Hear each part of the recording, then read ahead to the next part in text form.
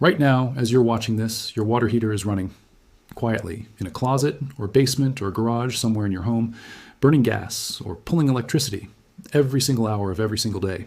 Even at 3 in the morning when nobody in your house is awake. Even in July when it's 95 degrees outside and the last thing you need is more heat being generated inside your walls.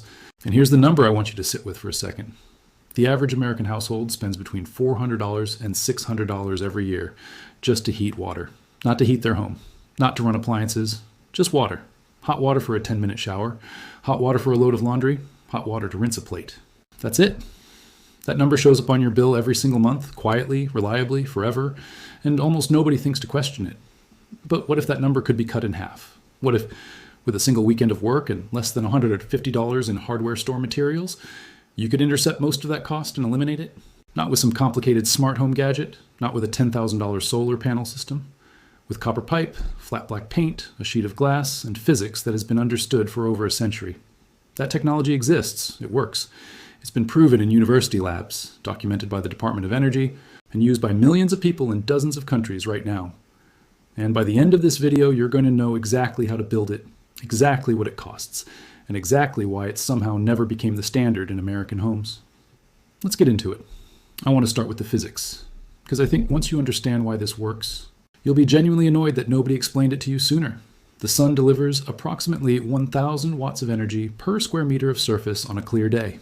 Your roof is probably somewhere between 1,500 and 2,500 square feet. Do the math, and that's an almost incomprehensible amount of energy landing on your house for free, 6 to 8 hours every single day. And what happens to essentially all of it right now? It heats your shingles. Your shingles get hot. They radiate that heat back into the atmosphere. And then you go inside and turn on your gas water heater to heat water. That is the system. That is what we've collectively decided is normal. A thermosiphon solar water heater changes that equation. It intercepts the sun's energy before it bounces off your roof and disappears. Here's how it works, step by step.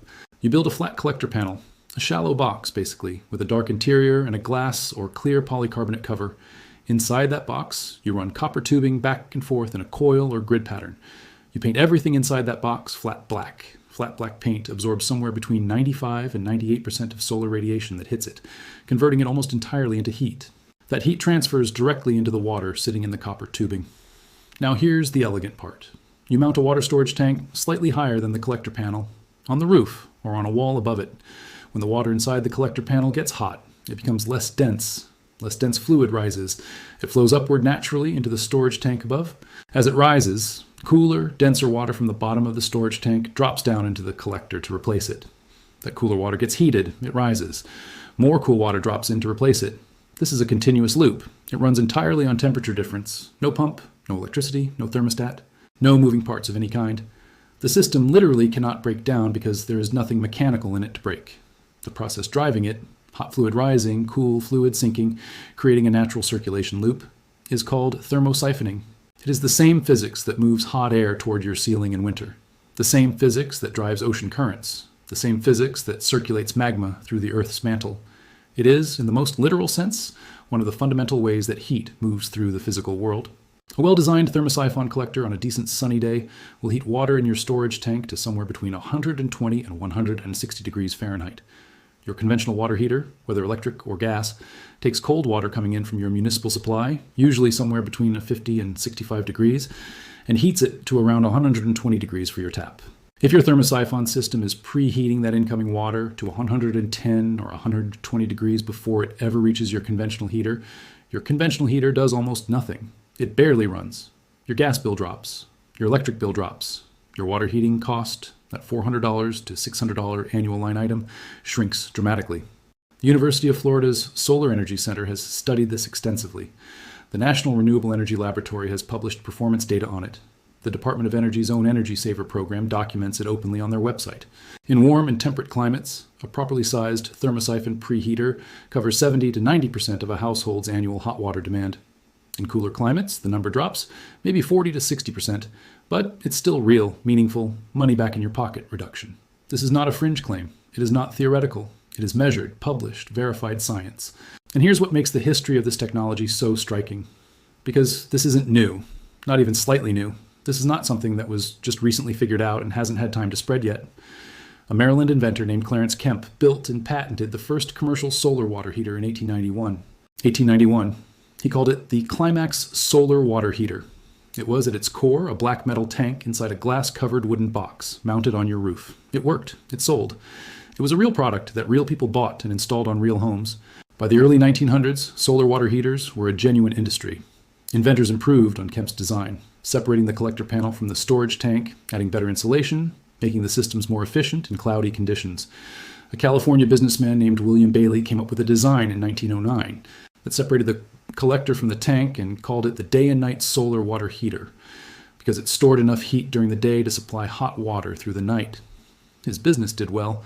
Solar water heating companies were operating across Florida and California through the 1920s, 1930s, and into the 1940s. In Miami, by some historical accounts, the majority of residential homes built in the 1930s and early 1940s had solar water heaters installed. The technology was normalized. It was the expected thing. Builders included them. Buyers expected them. The idea of paying monthly to heat water with gas or electricity when the sun was doing it for free would have seemed genuinely strange. Then two things happened in quick succession. Natural gas infrastructure expanded dramatically across the United States after World War II, and the price of gas dropped to a point where the upfront cost of a solar system, even though the operating cost was essentially zero, felt hard to justify compared to a cheap gas heater with low monthly bills. Solar water heating didn't get disproven. It didn't get replaced by something better. It got economically outcompeted in the short term by a subsidized fossil fuel infrastructure built out at enormous national scale. The industry that had been growing for 50 years largely collapsed in the American market within a decade, not because the technology failed, but because the economics of the moment stopped favoring it. The rest of the world did not make the same choice. Israel, which has limited domestic fossil fuel resources, made solar water heaters mandatory on new residential construction in 1980. Today, more than 90% of Israeli households heat their water with solar. In China, the solar water heating industry is massive. The country has installed more solar thermal capacity than the rest of the world combined.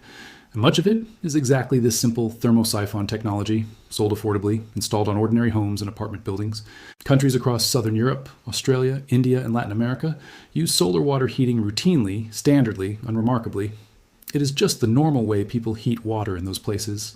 American homeowners are, in a meaningful sense, the outliers in the industrialized world on this question.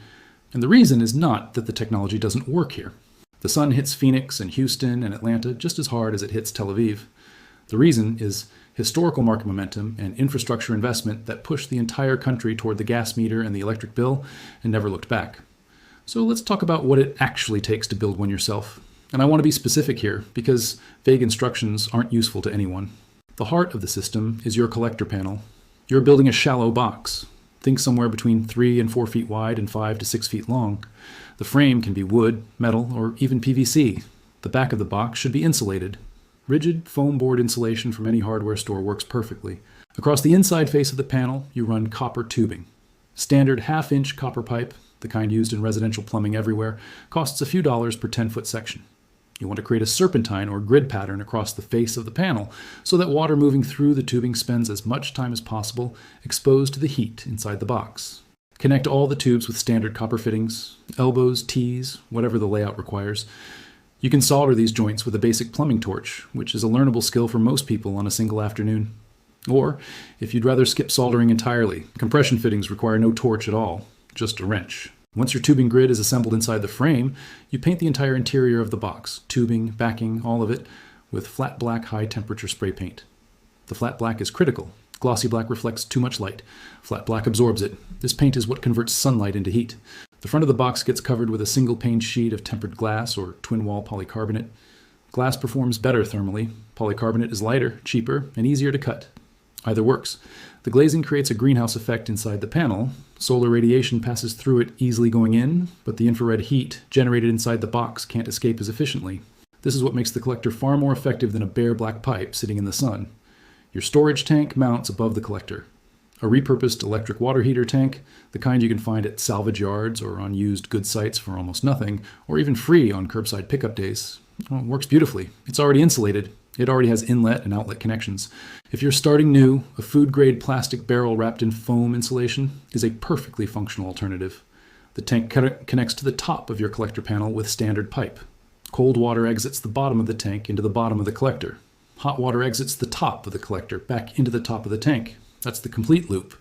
You then plumb the output of your solar tank into the cold water inlet of your existing conventional water heater. Now your conventional heater receives preheated water instead of cold water from the street. On a good sunny day, it may receive water that's already at 100 to 130 degrees, meaning your gas burner or electric element barely activates at all. Total materials cost, if you're starting from scratch, somewhere between $80 and $150.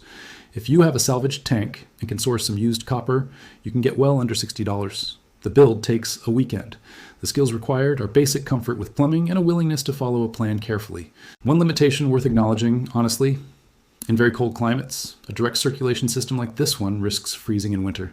The standard solutions are either draining the collector loop when temperatures drop or using a drain-back configuration where the water automatically empties from the collector when the pump, if you add a small circulation pump, shuts off.